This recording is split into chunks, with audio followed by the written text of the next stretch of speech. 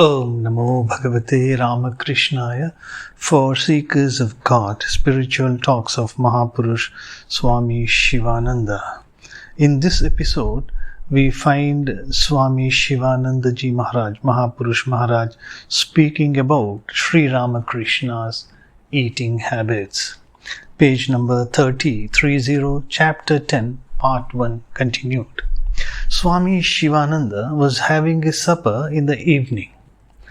In connection with the eating habits of the master, a monk asked, Maharaj, is it true that Sri Ramakrishna's hands were so very soft that one day, while breaking a luchi, he cut his finger? Luchi means thin bread fried in butter. Thin bread fried in butter. Mahapurush Maharaj, yes, his hands were very tender. But why speak just of his hands? His entire body was so. Don't you know, there is a kind of luchi with a hard crust. It was that kind of luchi which cut his finger. Someone inquired as to the quantity of food Sri Ramakrishna would eat at night.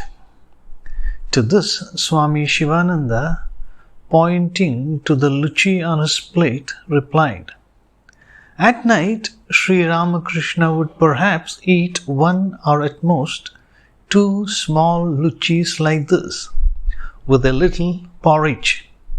Because he could not digest milk by itself, they would add water and cook it with cream of wheat, making a sort of pudding. He would take a little of it. In the cupboard there would be sweets made of fresh cheese.